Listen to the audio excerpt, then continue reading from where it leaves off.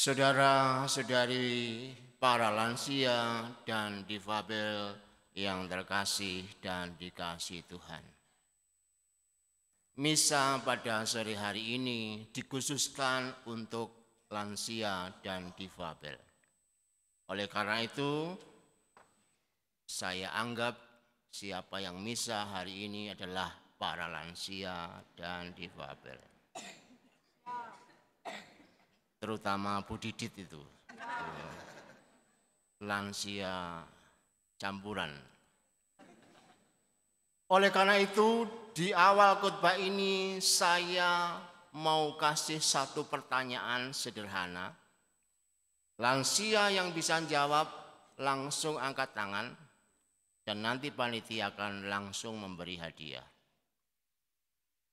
Pertanyaannya gampang banget. Natal, Paskah itu apa artinya? Silakan para lansia angkat tangan. Apa? Itu nanti yang nomor 2 dari depan. Apa artinya, Pak? Apa? Paskah itu artinya apa? Berdoalah malah.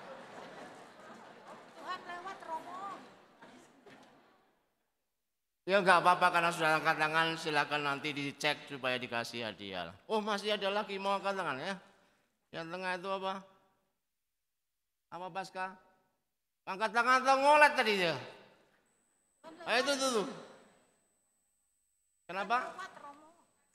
Tuhan lewat di mana? Jalan Kusuma. Lewat di hati kita masing-masing. Ya pokoknya antara dua nanti kingsut ya. Siapa yang menang nanti kasih itu panitia ya. Saya tanya itu menurut kitab suci hari ini.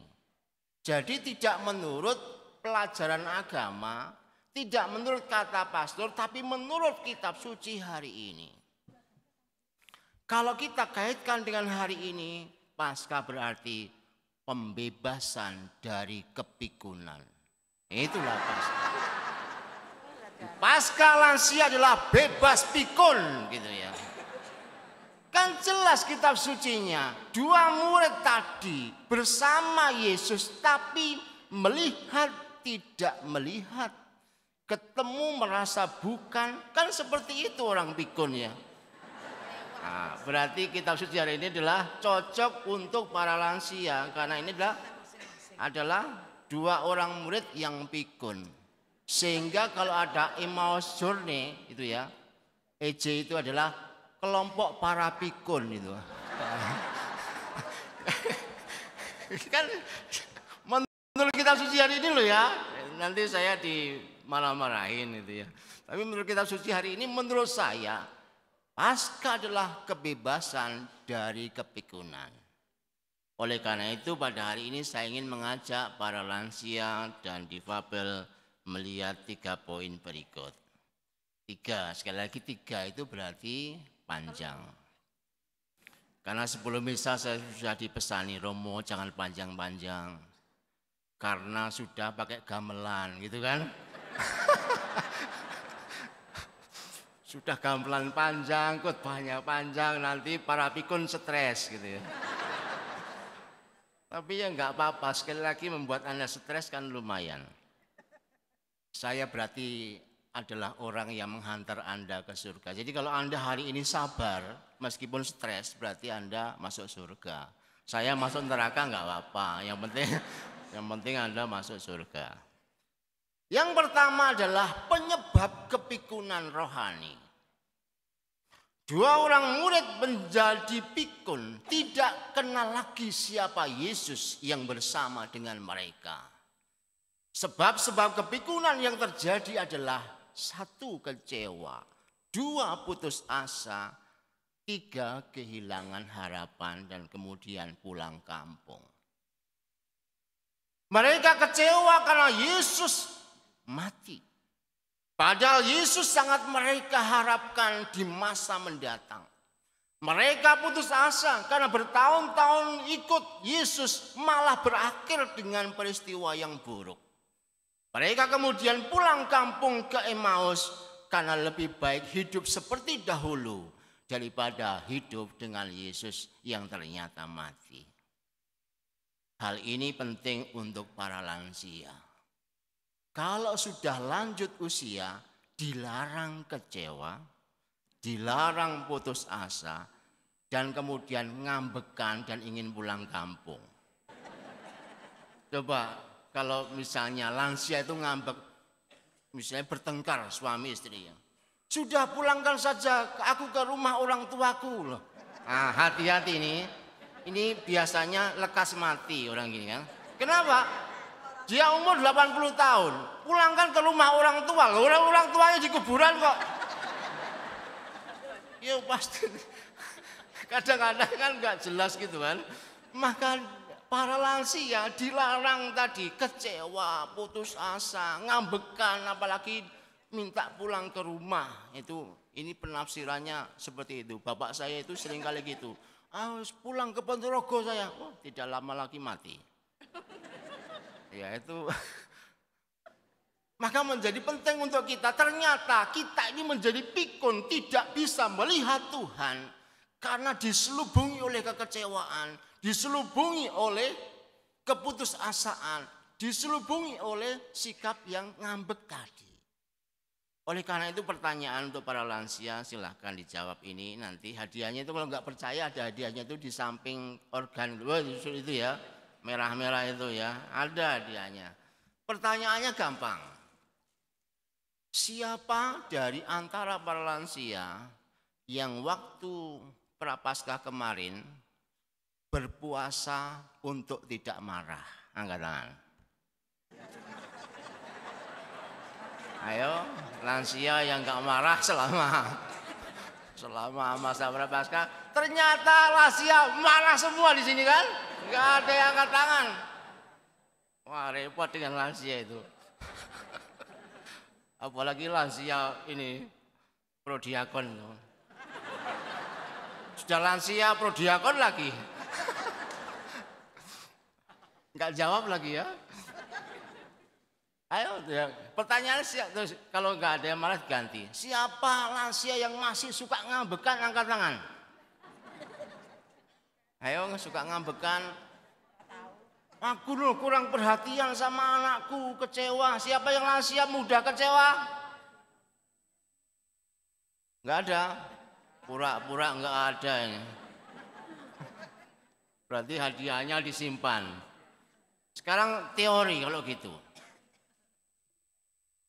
Yesus mati untuk siapa? Angkat tangan para lansia. Yesus mati untuk siapa? Ayo lansia. Angkat tangan. Yang bisa jawab angkat tangan. Yesus mati itu siapa? Ya itu tuh, angkat tangan itu. Ya, berdiri itu siapa? Itu tuh.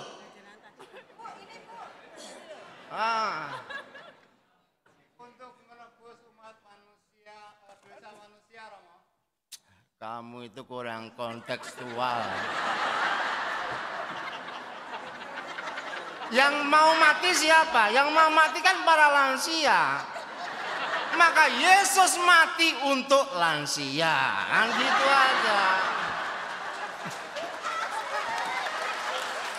Tapi hadiahnya kasih aja ya hadiahnya. Sudah berdiri masa enggak dikasih. Baik, yang poin kedua. Poin kedua adalah pemicu kepikunan.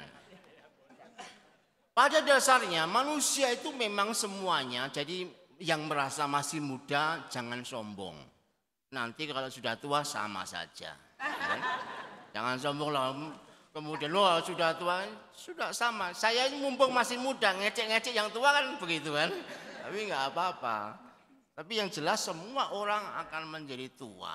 Dan kalau sudah demikian akan pikun. Dan kalau kita kaitkan dengan hidup rohani bisa terjadi mudah melupakan Tuhan. Boleh dikatakan kepikunan rohani itu adalah penyakit bawaan. Mudah lupa akan Tuhan itu sebenarnya penyakit bawaan. Namun penyakit ini akan menjadi lebih akut apabila ada pemicunya. Dan salah satu pemicu utamanya adalah menjadi orang yang tidak percaya. Coba perhatikan para lansia. Kegiatan apapun diikuti. Latihan kur iya, rosario oke. PD masuk, EJ masuk. Miss Dinar maunya masuk juga. Tapi saya perhatikan yang sering kali datang dalam kegiatan itu kan lansia. Tapi ingat, yang muda itu jarang-jarang merasa belum tua, akhirnya nggak datang kok ke misa itu. Apalagi kalau misa sore itu kan banyak yang lansia. Tapi yang jelas lansia itu kegiatan rohaninya banyak. Tetapi jangan lupa, kegiatan rohani yang hanya untuk mengisi waktu itu berbahaya. Karena apa nanti? Kalau mengisi waktu, bersoleknya lebih banyak biasanya. Kalau mengisi waktu. Padahal ketika orang sudah lansia itu, dia berkegiatan dengan maksud supaya semakin mendapatkan kesempurnaan dengan Tuhan. Perhatikan kitab suci hari ini. Dua murid tadi mendapatkan cerita tentang perempuan-perempuan yang mendapatkan penampakan dari Tuhan yang telah bangkit. Mendapatkan cerita juga dari murid-murid yang lain bahwa Yesus bangkit dan seterusnya. Tetapi meskipun banyak ceritanya, mereka tidak percaya.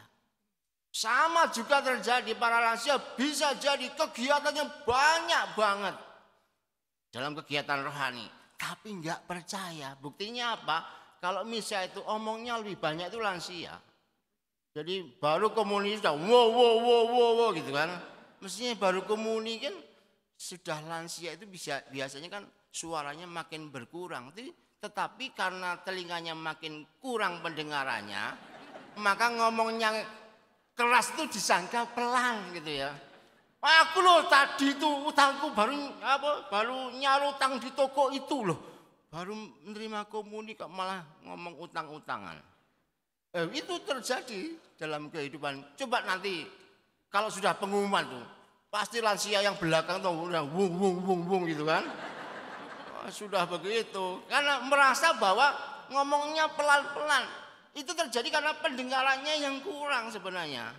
Nah, maka lansia itu jangan banyak omong, tetapi di sini dikatakan semakin percaya. Maka pertanyaan yang kedua adalah, Anda para lansia, makin tua makin bersemangat atau makin loyo? Silakan yang makin bersemangat angkat tangan. Itu angkat tangan tuh. Nanti ada pertanyaan lanjutan loh ya. Yang baju merah ya, baju merah, makin semangat. Kamu semangat ngapain? Apa Bu? Wong apa nih poinnya adalah semakin percaya. Jadi semangat semakin percaya pada Tuhan, itu jawabannya. Ya sudah dikasih aja udah berdiri. Nanti kalau kurang ambil di pastoran. Yang terakhir, obat penawar kepikunan. Dua orang murid dari Emmaus tadi atau yang pergi ke Emmaus itu kembali dapat melihat Yesus karena dua peristiwa. Peristiwa yang pertama adalah ketika mereka bercakap-cakap tentang kitab suci dengan Yesus. Terus kemudian hal yang kedua adalah ketika mereka bersama dengan Yesus mengucap berkat, memecah-mecahkan roti dan mereka mengambil itu dari Tuhan Yesus. Maka sebenarnya obat penawar kepikunan menurut kitab suci hari ini dua, yaitu belajar kitab suci dan yang kedua adalah merayakan Ekaristi. Inilah obat yang menyembuhkan kepikunan rohani. Pertanyaannya untuk para lansia adalah, siapa yang sampai hari ini masih suka misa online? Siapa? Sudah online Romo. Siapa yo? Mana? Angkat tangan. Itu kasih hadiah itu. Supaya nanti bertobat. Ya Bu. Ibu suka misa online? Bertobatlah mulai hari ini. Kenapa? Misa online itu nggak ada memecah-mecahkan, dibagi-bagi, terima hosting, nggak ada. Malah kamu online sambil makan roti. Makanya ya kadang-kadang coba perhatikan bapak ibumu yang sudah lansia ketika misa online. Sikat gigi aja enggak. Itu kelihatan yang baju merah sana itu. Giginya celing dari sini kan.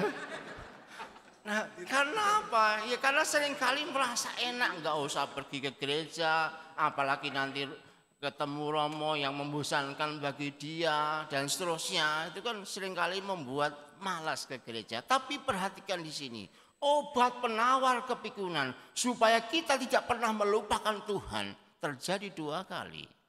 Terjadi 2 peristiwa, yaitu jangan banyak gosip tapi belajar ngomong kitab suci. Yang kedua, selalu ekaristi. Maka orang yang mati itu biasanya ada 3 tahapan. Berdoa di rumah, disemayamkan di gereja, dan pergi ke makam. Itu yang liturgi yang ideal. Jadi moga-moga hari ini menjadi mengerti ya jadi kalau saya belajar ngomong dengan orang tua karena ya dengan orang tua itu tidak gampang, maka ya modelnya gini-gini aja. Kalau merasa cocok bahwa Anda hari ini merasa masih pikun, baca kitab suci hari ini.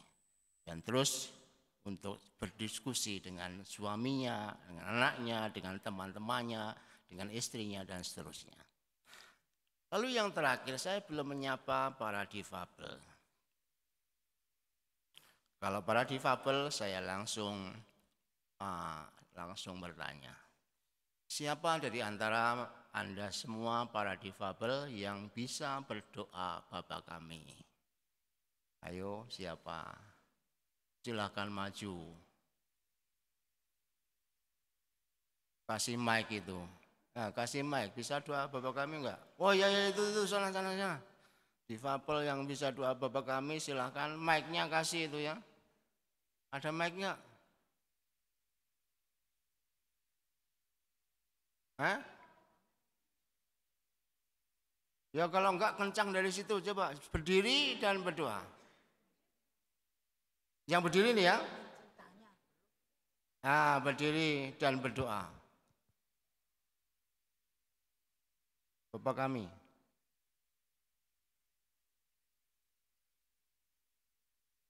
Oh, pakai bahasa kata-kata gitu ya.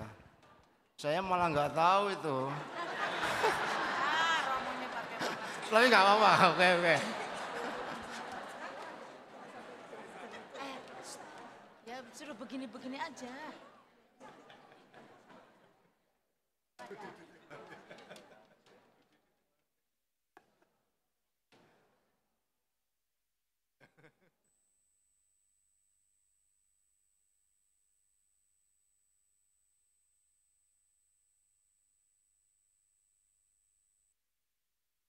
Ah.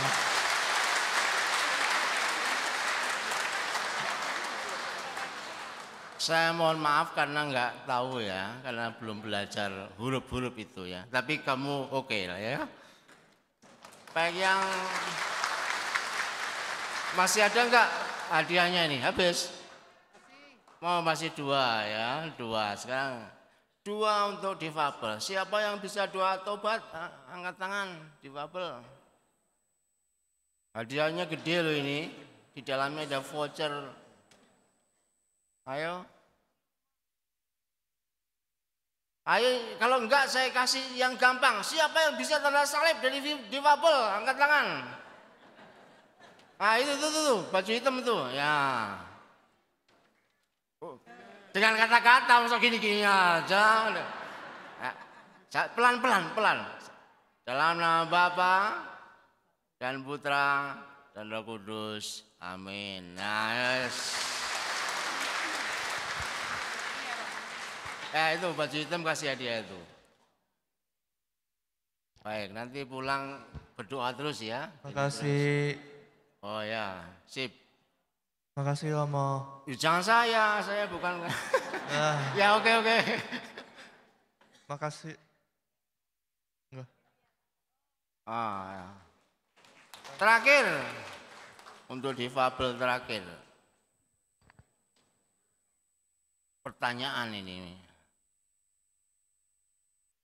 Allahmu siapa? Untuk difabel. Siapa yang difabel mau angkat tangan? Ya, angkat tangan ya. Silakan berdiri. Oh banyak sekali yang angkat tangan. Nanti silakan dipilih. Kadang-kadang nggak difabel merasa difabel sekarang.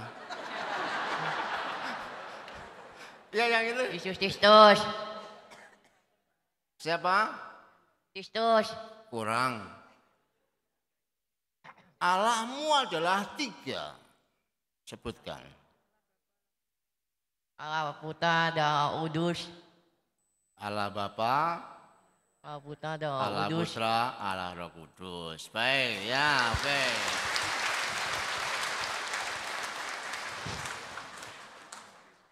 Bapak, Ibu, saudara-saudari, para lansia semua dan difabel, nggak ada yang muda ataupun yang anak-anak, karena semua saya anggap lansia. Hari ini adalah hari kebangkitan. Moga-moga Anda semua para lansia menjadi orang yang punya harapan yang lebih baik, punya semangat untuk bertemu Tuhan yang lebih kuat, dan akhirnya juga bisa mengungkapkan hidup dengan belajar kitab suci secara lebih detail, lalu juga sering untuk ekaristi, dan mulai sekarang jangan misa online lagi. Tuhan memberkati.